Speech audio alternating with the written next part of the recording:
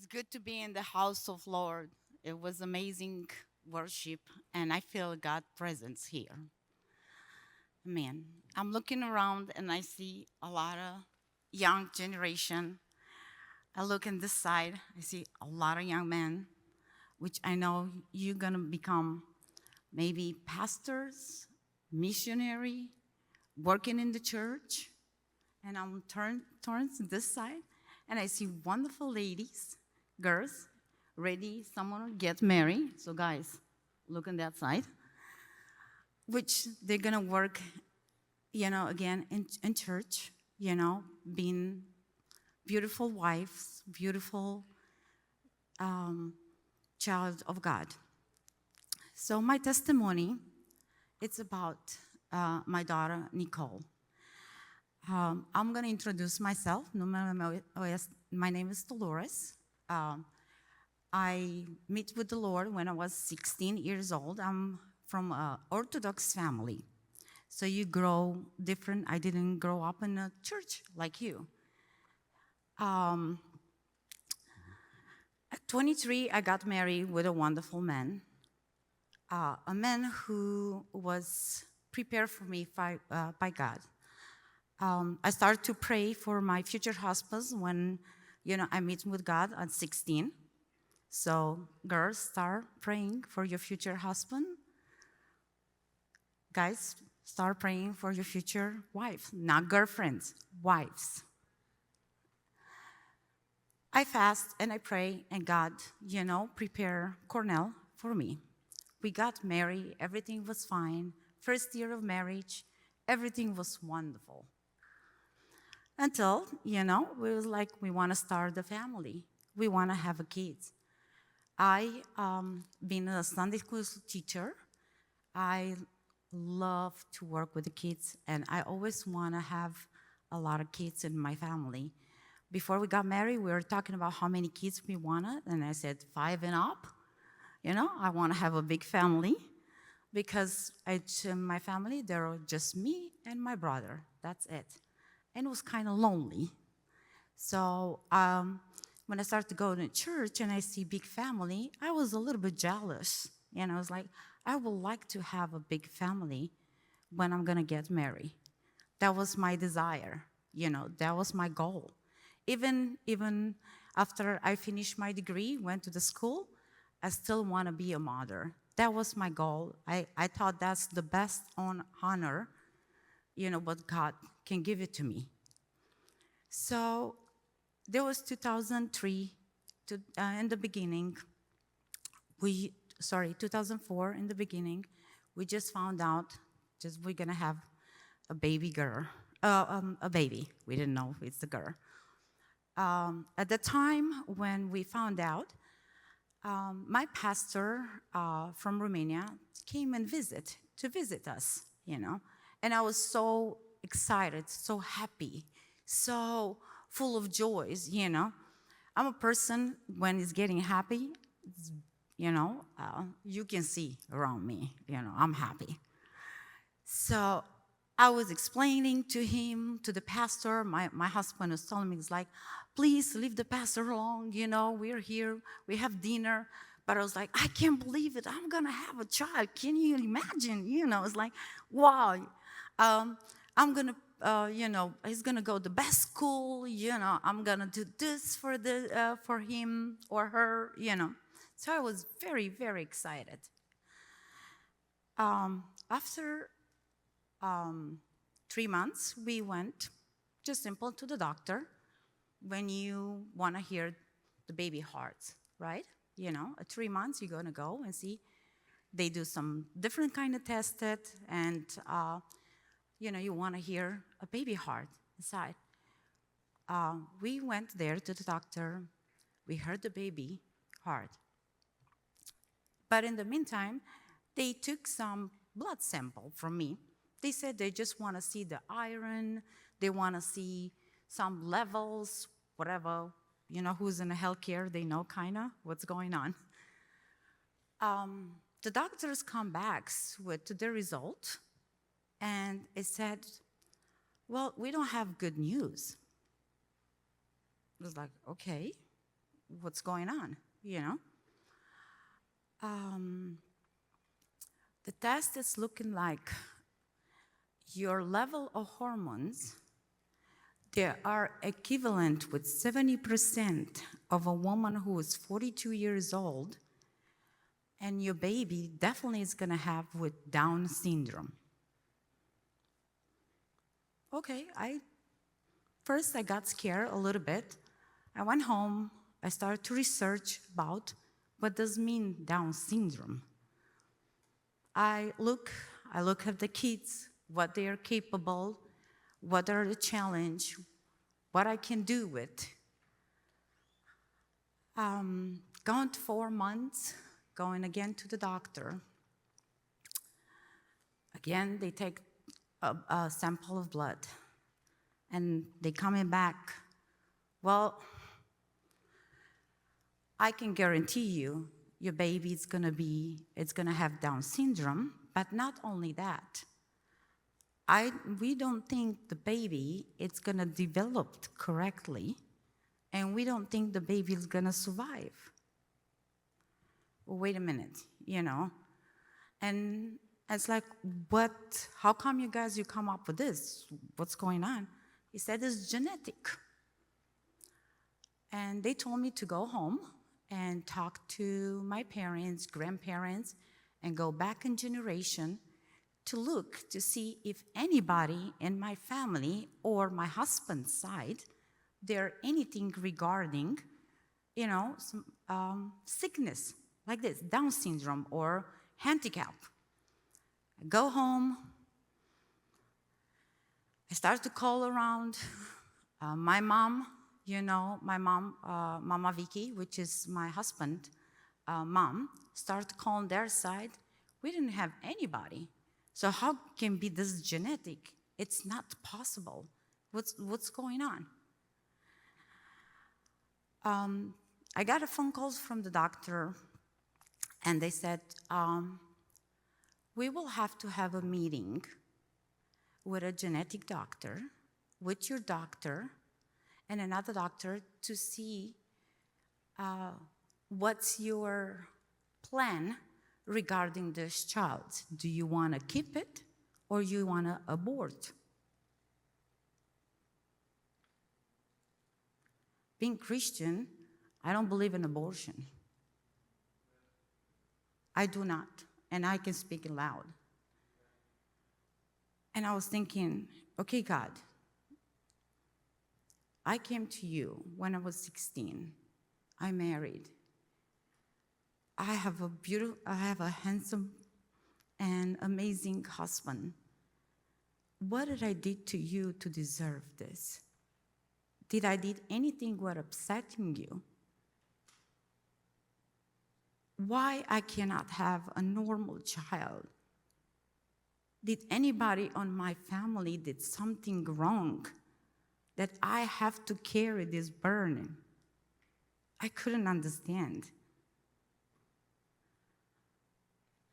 So, next phase, I said, walk with God or beside Him. Sometimes when we go to the trial, we walk with God is here with us, but we do forget to reach Him and hold His hand and say, God, I can't do it. This burden is too much for me. Please, you take this burden and you help me to go through it. I didn't do this. I was so hurt, so down. I feel on my shoulder a very heavy. It's like when you go to the gym and you try to, pull all the weights. Everything was on my shoulder. I couldn't pray. I couldn't understand. We had a meeting with the doctors. I still remember it was in a room, just a window or two. We're at the table. a bunch of papers was all around, which we're supposed to sign it if we want to abort the child. It was me, my husband here close, and the doctor did everything. I'm saying they tried to convince us to abort the child.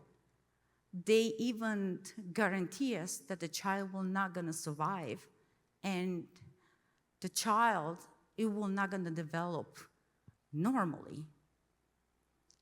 I was down, I could not speak, I could not think, I was numb there. But my husband, he got up, he had all the papers, he put the pen down and pushed all the papers on the side, and he said, if God wants to give me a child who, whatever how he's gonna be, even if he's gonna live 1 minute, 1 hour, I will accept it how it is. I am not the person who's gonna take life. In that moment, you know, you don't hear anything. My husband took my hands and we went out. And instead to be thankful, I was angry on him. Do you realize what you did? Are you ready to have a child like this? Are you ready to think what the other people, if it's gonna live, think what the other people, look at your child, how it's gonna look, what other people is gonna say. Why did you accept something like that? My husband, wise man, he said, I know for God everything is possible.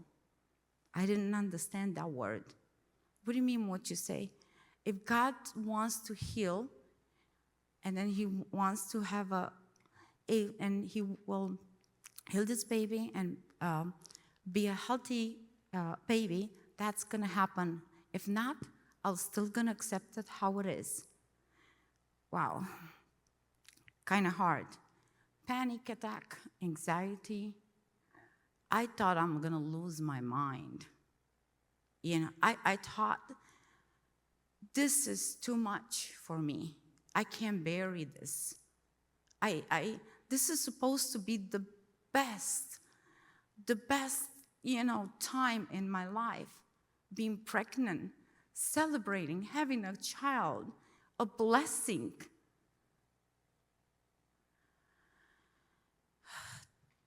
Time goes by, another week. The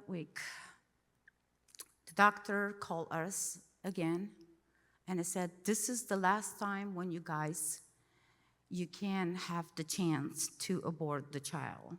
So they're so insistent. And to the end, they said, we can take the child when you do the abortion, so we can use it for research.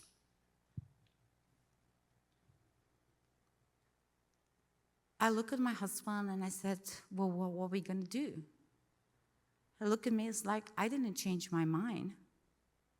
I still believe, I'm standing straight that God, can do things for us, can do miracles. It's like, what miracle? What do you see miracle in this? Tell me what do you see miracle in this? All the tests, all the doctors, you see black and white. How you can say that's gonna be a miracle? We went to Mama Vicky home, and we tell her, Mom had a problem with the heart. We didn't want to tell her too much because, we were afraid that she's gonna have a heart attack or a stroke, So we went to Mom's house, and I said, Mom, this is the problem. The baby, we don't know if he's gonna survive. We don't know what's gonna be with him or her.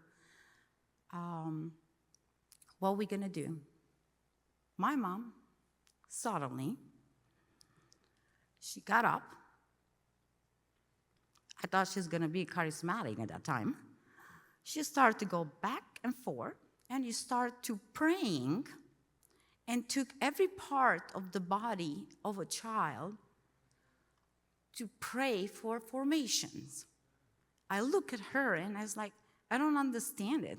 Woman, what are you doing? After she finished praying for each part of the body to form it correctly, she started to give thanks to God for the miracle what he did. And I was like, what's going on with you? Why are you saying that? There's no miracle there. You just pray. And then she told me, Dolores, prayer in the fast, that's the only key in your life to be close to God. I didn't understand that. It's like, I pray, I fast, when it's needed. I pray daily. I talk to God daily. But in this situation, it's something like, for me, it was impossible to see the light of the end of the tunnel. We are going to the doctor again. It was 7 months. That's the harder things, and it's harder. The worst news what I could get. We going then to the doctor. They looking around, and they start to tell me, the baby has 2 legs, but one is shorter than the other ones. The vital organs, they're not totally formed how it's supposed to be. It looks like somebody's 4 months, and I was already over 7 months. The face, we can describe your face because we don't know how much of the face is formed. The hands, he had 2 hands, but no fingers. Head, she had a head. Part of the head, it was not formed.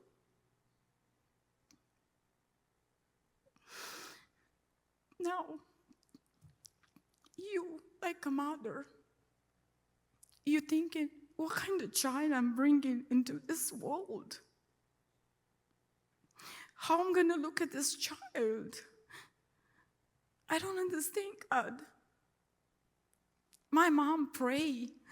My husband prayed. You didn't do anything. Can you hear me? I'm asking you, hear me. I'm just a simple woman here, down here. I'm just praying you and begging you. Please do something. We going home. Mama Vicky, he said, we're going to call the church, and then we're going to talk to the pastor, and wherever each family wants to participate in the fast and prayer, they're welcome to do it. So they called the church. At that time, we were living in Bellevue. We were going to Ovidiu and Mia Piscoke, a Link Christian church. And it was about 200 and something people. Mom called the church, spoke with the pastor, and a few families from there were just very close to us. They started to fasting non-stop. My hope, I didn't have any hope. I really didn't think that would be possible. My mind, I have the pictures of the baby, and I was just thinking, okay, that's gonna be how I'm gonna take care of this baby.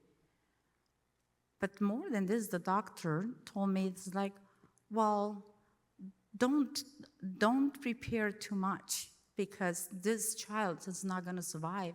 It's like 1 hour, 1 day maximum, so don't even enjoy it. It's like, anyway. And they give me some papers to sign it so they can have to take the body to use it for research again. So it seems like the doctor, they're trying anything to take any babies for research, About 8 months. I have 8 months and a half, something like that. I have some sharp pains. I don't know. I thought the baby died actually in me. And I was like, okay, then we have to go to the doctor because you can easy, get a huge infection in your body. Before this happened, the family, what I told you in the church, they start to fast and pray for God to make a miracle. They did believe that God can still make a miracle. I didn't see it. It's like 7 months and a half. I have another month and a half until I'm going to give birth. What can be done in a month and a half? How much the baby can grow and be a normal baby? I don't think so. My husband and my mom, they pray constantly. They encourage me, but I was numb. I could not hear it. We are going at 8 months and a half. We're going to the doctor, to the hospital there, because I have the pain, how I told you. And the technician from the echo is coming and look it, and I see he's changing his face. I was like, okay, so baby's dead, they don't want to tell me. And he called a doctor there. He called the doctor look again. They start to measure things. I could not even look at the echo, not at all. They start to measure things. He didn't say anything. He called the nurse. He said, bring me her file.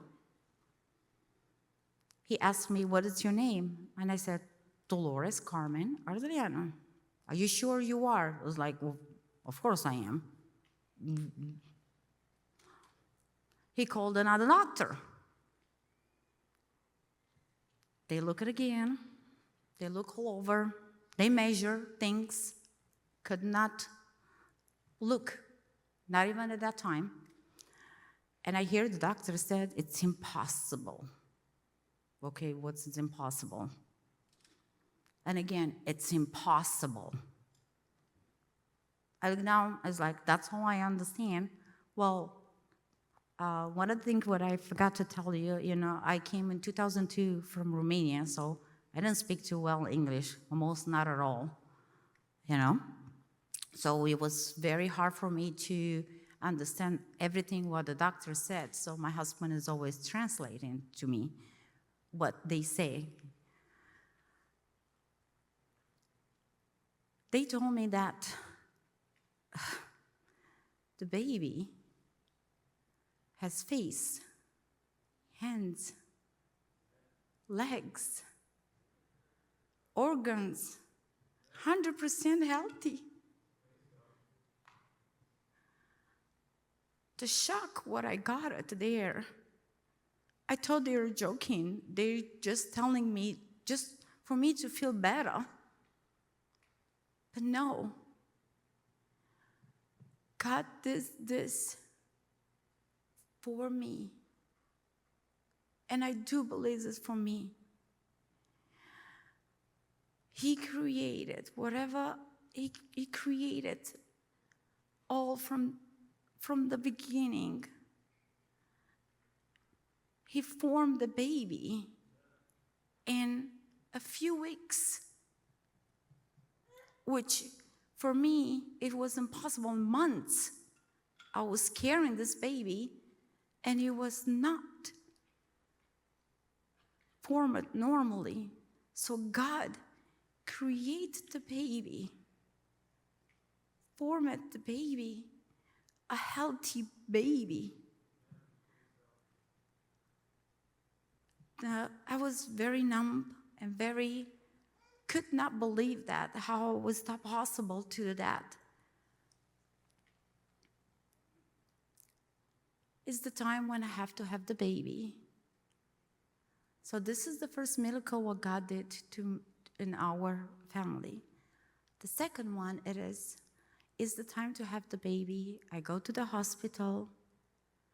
I was ready to deliver. I had complication. The baby didn't want to come. So they did an emergency C-section. When they did an emergency C-section, before they do that, they do epidural in the back. I never had an epidural in the back, and I didn't know that I have allergy to that. They did a C-section. They took the baby out. The umbilical cord, it was strangled around her neck 3 times. She was purple, no life. So devil tried the second time to take this baby. That's all I heard because I passed out. My husband was there. It's like, okay, get the umbilical cord, pay attention to the baby, do the CPR. That's all I heard because I passed out. Everybody was paying attention to the baby, but nobody paid attention to me. Baby, healthy, came back to life. Everything was good. Me, personal, I started to have seizures because of the epidural in the back. So they keep me in the hospital for 5 days. They didn't understand, they didn't know. They thought I have epilepsy. This is how I was reacting to the epidural. So, first time, devil tried to take my faith, take my hope, and take my baby. Second time, he tried to take his life. He tried to take the happiness and what other brother and sister put it all together, the fast and the prayer, what everybody else put together, and they fast and pray for so many days. He tried to take away and just kind of point to us as like, see, your fast and prayer still doesn't do anything. I still did my job. But God, it was too good. He was overpower him. He didn't let him to do his work.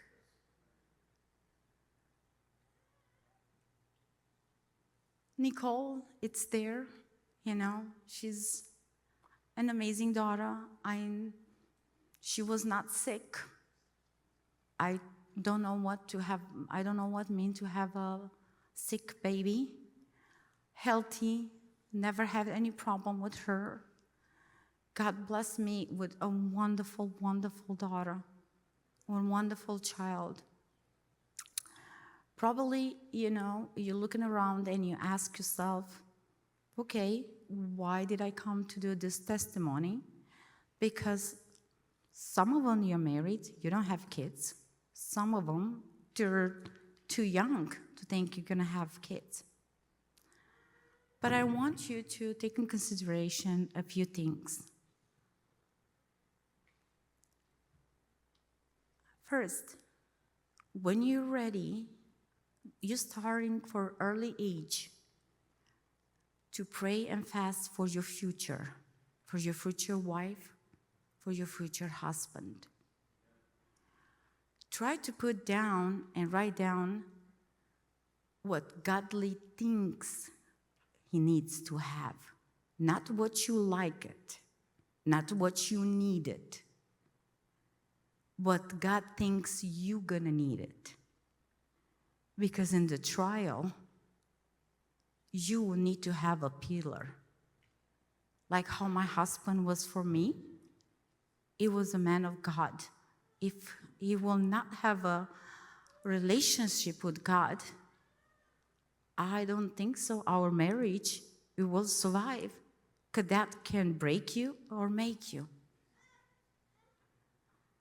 Second,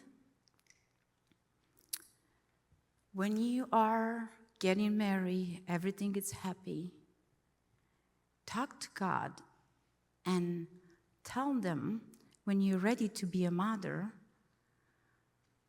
tell them exactly how you want it to be. God, please, I want my kid to be healthy.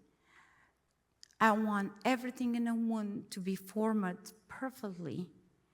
I want your hands to be there and you working, so I will not gonna have any problem.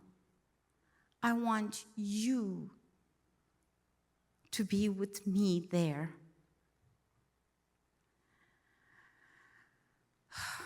And to the end, I would like to conclude it with a very good verses from the Bible, which meant a lot for me. Habakkuk chapter 3, verses 17 to 19. Can you please put it?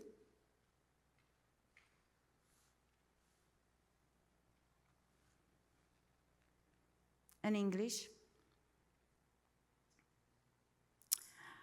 "Though the fig tree should not blossom, nor fruit to be on the vines, the produce of the olive fail, and the field yield no food, the flock be cut off from the fold, and there be no herd in the stalls." Even if you're gonna have a child or you're not gonna have in your marriage, you have to be thankful to God for everything what He's doing for you. This miracle with my daughter, it's what I can tell you. God worked 20 years ago, still working today, still gonna work in the future. And I know He still have the power to do amazing miracles for each one of you. Don't think you have to be special to have a miracle. You just have to be a child of God. That's all what you need. Be blessed. Amen.